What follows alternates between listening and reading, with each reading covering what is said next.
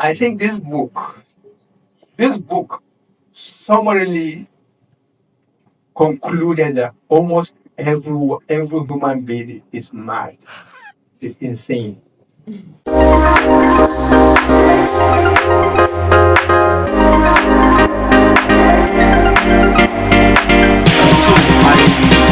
when you spoke, you said that Young Hye is not a hero. That rather, you feel like she is an anti-hero, and that the sister in here is even more of a hero. So, but my question to you is, but don't you think that the audacity to be different is actually what defines a hero? In that, in here for us, is as good as a conventional woman. She has a troubled life, but then she tells you that one of the things that has actually kept her sane is her son Jinwo. So but here is a woman, the that is Young Hye, who against all odds from the beginning, the author even for granted that she doesn't like to wear bra. Which sort of already tells you that look, this person doesn't like social convention and all of that. So, but don't you think that audacity to be different, to face on the human existential issue of beingness itself makes her a hero? By definition, heroes are people who actually show ability to overcome in the face of all odds and to emerge successful. You see them in many novels, they go to war, they conquer, they face all uh, the hurdles and the barrage of the enemy's, whether sword or bullets or whatever, and they overcome at the end. This one, she dared and she got annihilated. So she is an anti-hero. But you see, when I said the sister is the real hero, is she actually went through the same path. The two of them were even they were bathing together when they were little children. So they had the same journey. Once they even got lost in the forest. They got lost in the forest. In here, sorry, young here, the younger one was saying, let us not go back. Let us just get lost. Very irresponsible. Sorry, No, no, no, I don't agree. I don't agree. because like what you just said, but it actually sparked another like another concept. Yeah, and that's the same thing. Like that audacity to say, look, let's just get lost. Let like I mean that yearning to be free. So don't you think that even that itself is overcoming a way of overcoming the normalcy of life? Okay, I don't know whether you read The Life and Times of Michael Kang by Ondaatje, a Nobelist, South African. Actually, something similar happened to his own hero.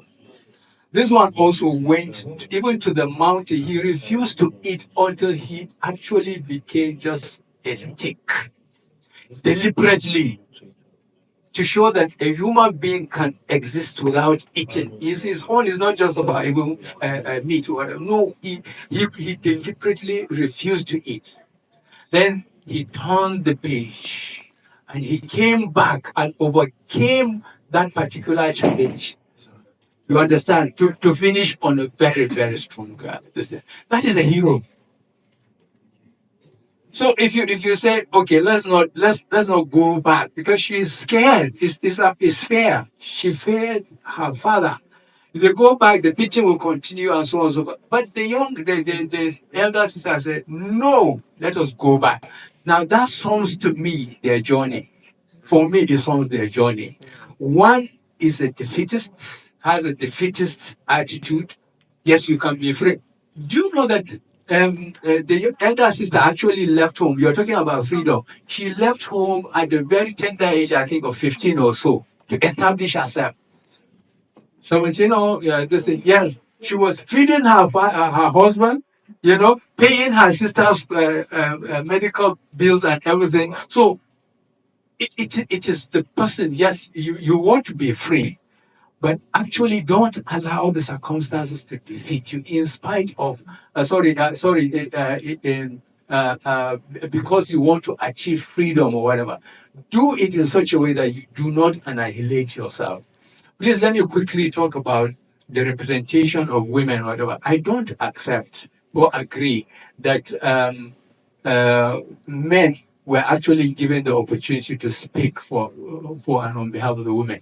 The first part, the vegetarian, it was not only told by the husband. In as Yonche herself has actually told her dreams. You see it in italics. There are portions that almost italize. I understand. It is told in first person narration. So it is told by two people. The first part is told by two people. The second part is not a narration at all concerning anybody except the man himself who was given the narration. So he's not narrating somebody else's story, he's narrating his own story. The only thing is the last one that Kang gave the opportunity for the elder sister to tell the story. Actually, it's like she even drowned the entire voices of the men. Very powerful finishing. For me, that's my favorite part of the whole thing. Even though the beating of Young Hye was by the father during the family get together is very, very harrowing and traumatic. You cannot forget that. Oh, But Jesus. honestly, that finishing by the sister, she did justice to explain why women in that patriarchal society actually what they go through and how they ought to survive so that you can borrow and live for your own self. We have such thing in this country. In Nigeria, that culture, that patriarchal culture is still here with us. Young women who are growing right now, they should read this book and learn the survival tactics from this elder sister. But if they learn from somebody who will follow her dreams, like most of you artists will they'll just perish. Okay, yeah, let me come to Salama to Sule. And I still have a bit of concern concerning most especially Mr. Trump telling that story. You get to see that even though the dreams were in italics, to some extent they felt disconnected. There's nothing being said about. In fact, it's more like a fragmentation. So it's as if the man is telling us what happened. You just hear the dream, and you're wondering what's happening. So of course he has given a very brilliant evaluation of that. But what's your take on the lack of agency, women agency in the novel? This one is. All right, thank you so much. So I don't want to go into a debate about this whole idea of anti protagonist or fully protagonist, yes. But one thing it's so very dominant in this book, which is the level of patriarchy system in a conservative society like South Korea. And this whole idea of I will do what the society wants me to do, and the society suppressing my voice.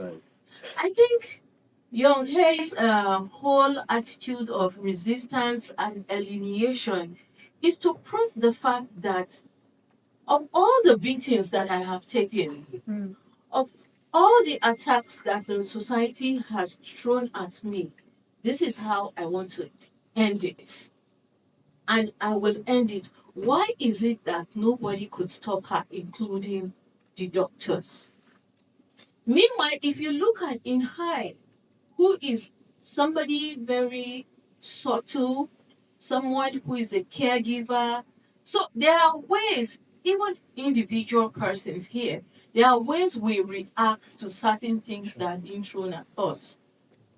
Take it or leave it. If you consistently to melt the kind of treatment on any child, the day the bubble bursts, is the day the society will begin to see the repercussion of it.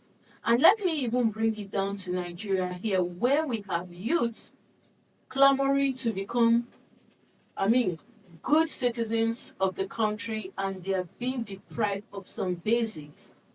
What we are seeing today is the repercussion of our acts, or the acts of leadership, the negligence, and what have you. So imagine if Young Hae, for example, decide to do what her sister has been doing. Would there have been some kind of reflection at the end of this book? And unfortunately, like I said, there is no survivor in this book. If you look at it critically, there is no survivor. It's a tragic novel, that to the point that I even want to see this author to ask, what were you thinking at the time of writing this book? I remember reading somewhere where she has arthritis and all that. So reclaiming the agency is the reason why we see that kind of, you know, alienation, physical alienation for that matter. So for me, there's no way she would have gone further than what she did in that novel. Will her society change given the fact that she's done what she did? That is a call for reflection. If when you see the life of the women we know in the character, you get to see that both in here and the sister Young Hae are troubled women. You know, from we all know that Young Hae is troubled. Then we also see from her sister that even she, she has her own crisis. But then because of her son Jiwo, she has to try to stay sane. But their mother, on the other hand, is not reflective of being, a challenged woman, someone who is going through the kind of existential issues that her daughters are going through. So, do you think Hangan is actually talking about the existential condition of the modern women? If you remember when I was speaking first, I did mention urban noble. The mother does not live in Seoul. They live in a rural community, so maybe that's why you don't even hear her voice at all. When the father was beating the daughter for not eating meat, the mother does not do anything.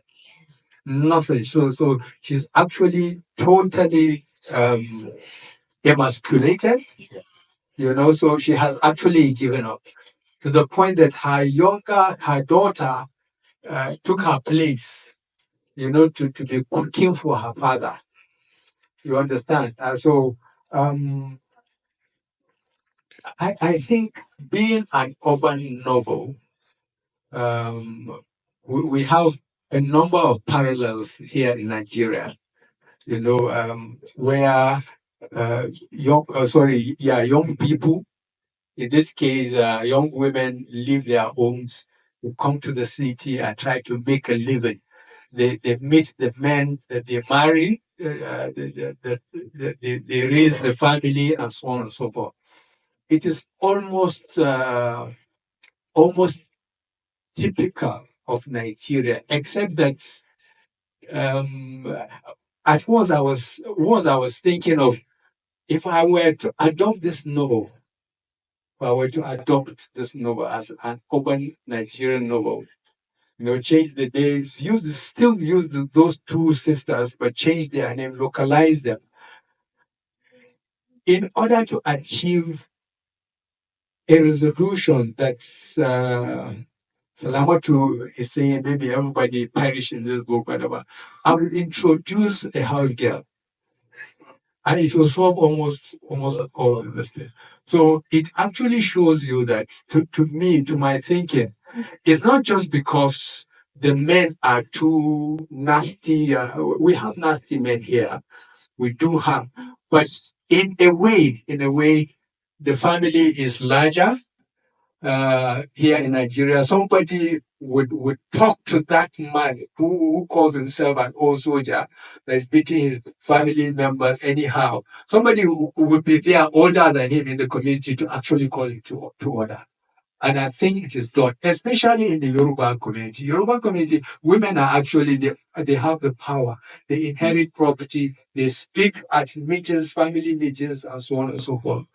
So, um, I think there is no emasculation of the mother.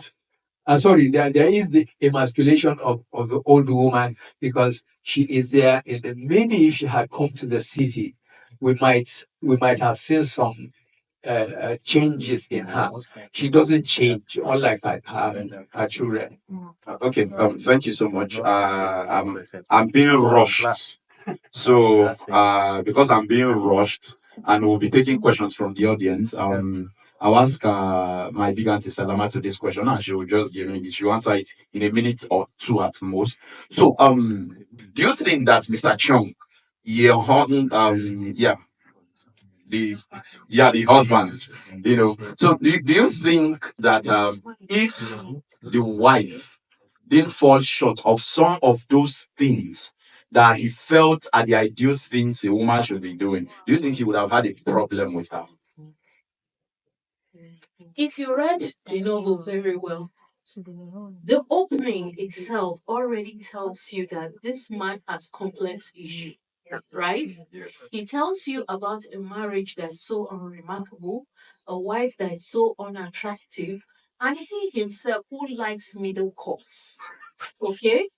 So I don't think that even if this woman was to, pluck all of her 10 fingers to make stew for him, he will still appreciate her for who she is. So that's just it. I think that he's just a nasty husband. He was supposed to Is He's a it nasty narcissist. special? He's a Okay, narcissist. so A huge To add to narcissist. that, in 30 seconds. he actually states it. Yes. Even as a young person, he finds people he can beat. Yes. And his friends were people who were 3 years his junior. Yes. So please let's give a round of applause for the Korean women. They actually happen to be stronger. Okay, so I'll throw this over to the audience. Do you have any question or contribution? No, give it to this. Okay, yes, down on there. Yeah, good evening, everyone. He promised earlier that he was going to be vegetarian after this. Oh, okay, the vegetarian. You are now the vegetarian. My name is Sinhai, Chief Sinhai. I basically write educational books. That's basically what I do. I'm interested in dreams. The protagonist, or that for those who agree that she's the protagonist, reacted to something she dreamt about, right? And so she will refer to dreams, refer to the dream, refer to the dream. So my question is, do we in contemporary society, do we underplay or downgrade the effect that dreams actually have on us? So when we dream about things, we push them into the subconscious, but they impinge on our future actions. I know in Nigerian society, especially in the religious realm, people, don't joke with their dreams. They go to their pastors and they tell their pastors what they dreamt about. Okay, maybe it's they ask their pastor to confirm a dream about a future partner or something like that. So my question is, if we downplay the effects of dream, does it harm us? Thank you very much. Okay, thank you so much. I think that question is also that question is very important. No, I'm not getting back to please. The lady on orange, she has not spoken. So can you answer this dream question? Okay, but basically, for somebody like me who is a traditionalist, I believe in dreams a lot.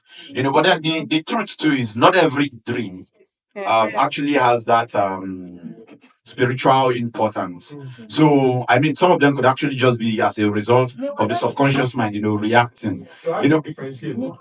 So how do you differentiate? Well, not there the problem. Not there the problem here. Who consult Freud? Okay. Yes, want to say something about? I wanted to add something on the dream issue. In the context of this text, it was the first signal that society should have paid attention to. Yes, it was a trigger. because it was a recurring situation for the woman. But nobody, maybe not nobody, but the husband was not paying attention to it. So yes, you can see triggers, you can see elements, whether it's in a dream, and you don't pay attention to it, it will result to consequences that you would not be ready for. Perhaps if the husband had cared to listen, he never cared. He never really cared. I cannot underemphasize that or overemphasize it. Now, if he listened and perhaps try to understand and relate how that was, influencing her behavior. Yes. Perhaps they would have sought for help, medical help, herbalist help, Ovase help. Let me stop. Just an issue interjection, please, on this issue of dreams, right? And no, just a minute. And I'm surprised that all of you literary historians failed to make a connection between that echo that says, I have a dream, and her wail that says, I had a dream.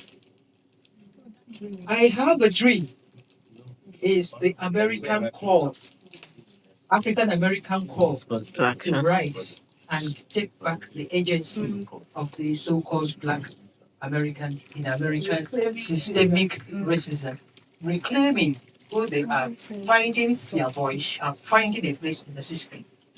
So when I come across that sentence, I had a dream.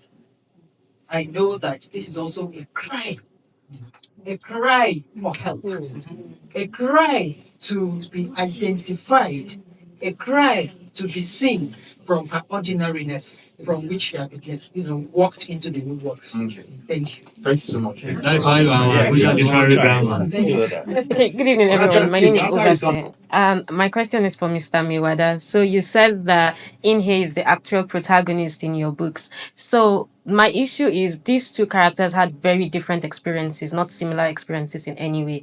Young Hei had domestic violence from her own father, and you referenced the part where they got lost in the bush. So going back home for Inhe was going back home to supportive parents who will guide her. But going back home to Young Hei was potentially going back to a beating. And we see that Young Hei had so many other traumatic experiences, like the ones with the dog. Having a child watch that kind of experience and still force her to eat the dog was very traumatic. So if we can acknowledge Han Kang's trauma in her writing, the Gwangju massacre and all that, and how it affected her writing, why can't we acknowledge the same trauma as being a differentiating factor between these two sisters' experiences? Sorry, what's your name again? Ovase. No, we're not going close. I actually acknowledge the fact that both of them experienced trauma. I didn't say that their parents were different, same parents. They grew up in the same house.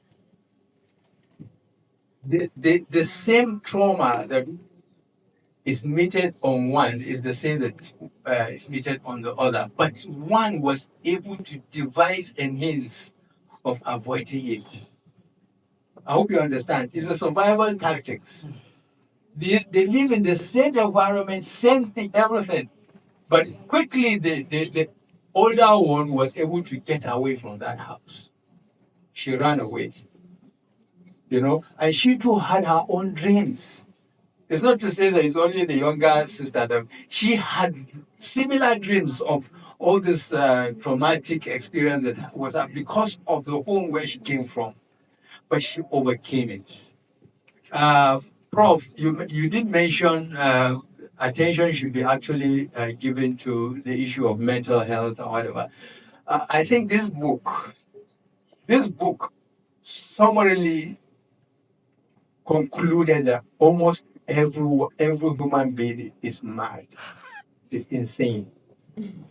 So to me, really, I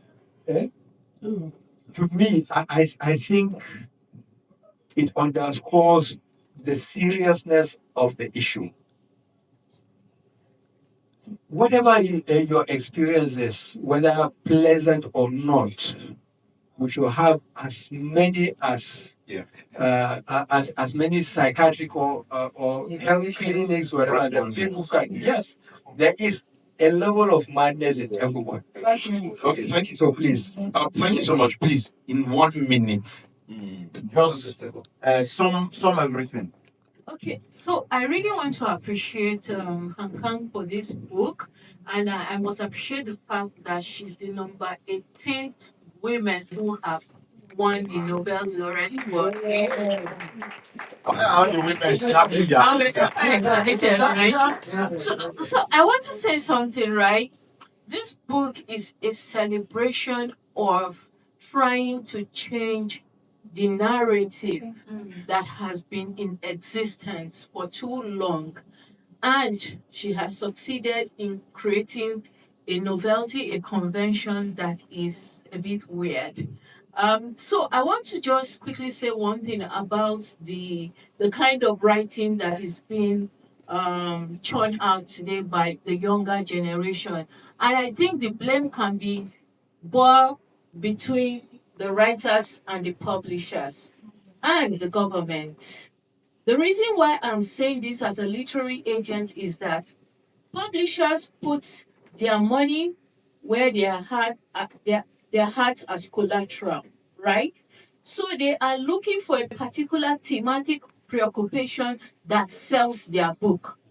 So when you bring a certain kind of story for publishers, they reject it outrightly, right? Which is why the thriller genres and other genres are becoming the order of the day. What's wrong with those genres? Nothing is. We are talking about something. Yeah, what we're saying is that certain genres is fading. Okay, thank you so much. Thank you. Thank you so much. Thank you so much. Thank you so much, ladies and gentlemen. We've gone to the end of the program. So while we end of the panel, sorry. You promised you were going to give me one minute. I wanted to add something to the question this lady raised about Mewada's how do I put it, definition of the characters. Yeah. You would find that our psychological states as people are not the same. It is wrong for us to assume that Young Hae should have had the same maturity level as her older sister.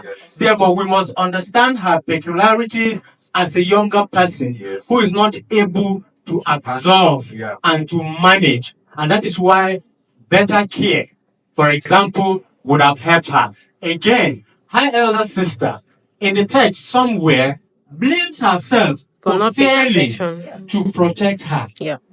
Like Jaja blamed himself for failing to protect his mother and Kambili in purple hibiscus. Thank you so much. Ladies and gentlemen, we've come to the end of the panel, and God bless you.